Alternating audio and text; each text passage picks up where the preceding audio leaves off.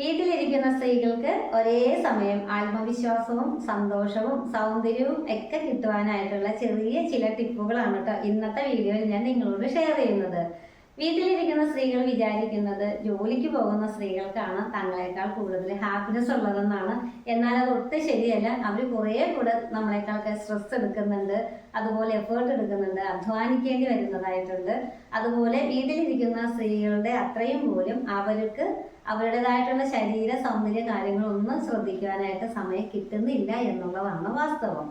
അപ്പോൾ ഒരു കാര്യത്തിൽ നമ്മൾ ഭാഗ്യവതികളാണ്, നമുക്ക് ആവശ്യത്തിന് സമയം കിട്ടുന്നുണ്ട് വീട്ടിലിരിക്കുന്ന സ്ത്രീകൾക്ക്.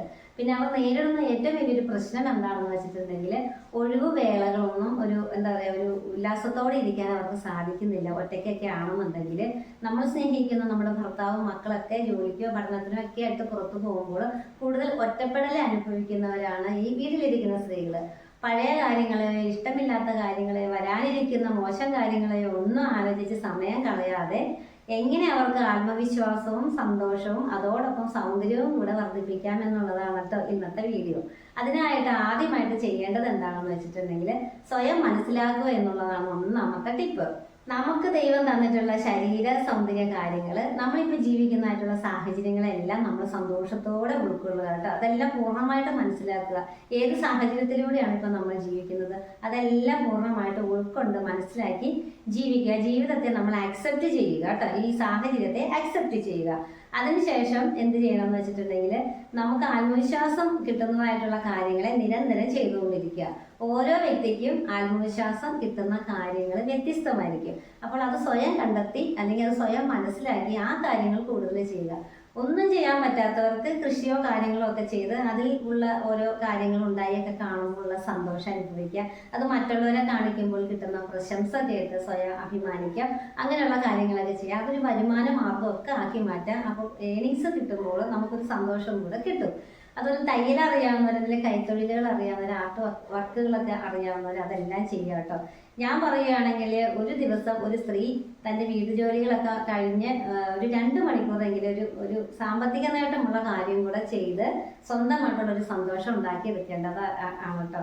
അതുപോലെ തന്നെ സന്തോഷവും ആത്മവിശ്വാസം വർദ്ധിപ്പിക്കുന്ന ഒരു പ്രധാനപ്പെട്ട കാര്യമാണ് നമ്മൾ ചെറിയ വാഹനങ്ങളൊക്കെ ഓടിക്കാൻ പഠിക്കുക എന്നുള്ളത്.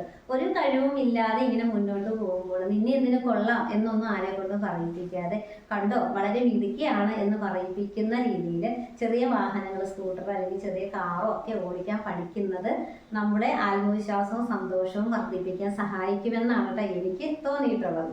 അതുപോലെ ചെറിയ ചെറിയ സഹായങ്ങൾ അത് അർഹിക്കുന്നവർക്ക് ചെയ്തു കൊടുക്കുക.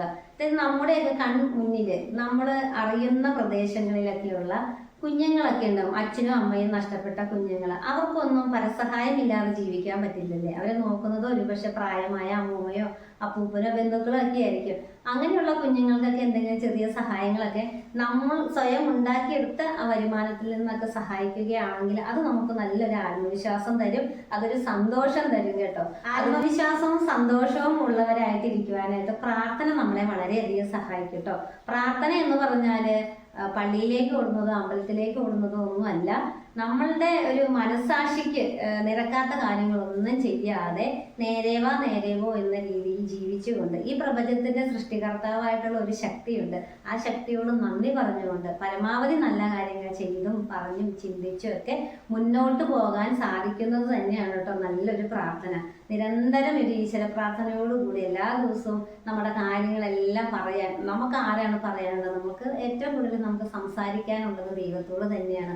അങ്ങനെ നല്ലൊരു ദൈവത്തോടുള്ളൊരു സംസാരം കൊണ്ടുള്ളൊരു പ്രാർത്ഥനയിലൂടെ മുന്നോട്ട് പോകുന്നതും നമുക്ക് ആത്മവിശ്വാസവും അതുപോലെ സന്തോഷവും ഒക്കെ വർദ്ധിപ്പിക്കാനായിട്ട് നമ്മളെ സഹായിക്കും. ഇനി വീട്ടിലിരിക്കുന്ന സ്ത്രീകൾക്ക് എങ്ങനെയാണ് സൗന്ദര്യം വർദ്ധിപ്പിക്കാൻ സാധിക്കുന്നത്? ജോലിക്ക് പോകുന്ന സ്ത്രീകളെക്കാളും കൂടുതലായിട്ട് ശരീര സൗന്ദര്യ കാര്യങ്ങളിലും ആരോഗ്യ കാര്യങ്ങളിലും എല്ലാം ശ്രദ്ധിക്കുവാനായിട്ട് സാധിക്കുന്നത് വീട്ടമ്മമാർക്കാണ് കേട്ടോ, വീട്ടിലിരിക്കുന്നവർക്കാണ്. അപ്പോൾ നിരന്തരം എക്സസൈസ് ചെയ്യുക, അതുപോലെ നിരന്തരം നല്ല ഹോം റെമഡീസ് ഒക്കെ ചെയ്യുക. ഉപയോഗിക്കുക. വീട്ടിൽ തന്നെ കിട്ടുന്നതായിട്ടുള്ള ഒരുപാട് ഇൻഗ്രീഡിയൻസ് ഉണ്ട്. അതെല്ലാം സൗന്ദര്യവർദ്ധക വസ്തുക്കൾ തന്നെയാണ്. അതെല്ലാം നിരന്തരം ഉപയോഗിക്കുന്നതിലൂടെ നല്ല നിറം ലഭിക്കുവാനും അതോടൊപ്പം തന്നെ നല്ല ആരോഗ്യമുള്ള തലമുടിയൊക്കെ കിട്ടുവാനുമായിട്ടും ഒക്കെ സാധിക്കും. ചിട്ടയായിട്ടുള്ള ഒരു ജീവിതശൈലി അവർക്ക് സാധിക്കും വീട്ടമ്മമാർക്ക്. അപ്പോൾ നല്ല എക്സസൈസ് ഒക്കെ ചെയ്ത് നല്ല ഭക്ഷണ രീതികളൊക്കെ ക്രമീകരിച്ചുകൊണ്ട് ചിട്ടയായിട്ടുള്ളൊരു ജീവിത രീതിയിലൂടെ കൃത്യമായ പ്രാർത്ഥനയിലൂടെ കൃത്യസമയത്ത് കുളിക്കുക, കൃത്യസമയത്ത് പ്രാർത്ഥിക്കുക, കൃത്യസമയത്ത് നമുക്ക് വരുമാനം കിട്ടുന്നതായിട്ടുള്ള കുറച്ച് കാര്യങ്ങൾ ചെയ്യുക. എല്ലാ കാര്യത്തിനും ഒരു അടുക്കും ചിട്ടയിൽ കൊണ്ടുവരുന്നതിലൂടെ നമുക്ക് ആത്മവിശ്വാസം കിട്ടും, സന്തോഷം കിട്ടും, അതോടൊപ്പം സൗന്ദര്യം കിട്ടും. അപ്പോൾ എല്ലാവരും ഹാപ്പി ആയിട്ടിരിക്കുക. വീണ്ടും കാണുന്നവരെ ടാറ്റാ, ബൈ ബൈ.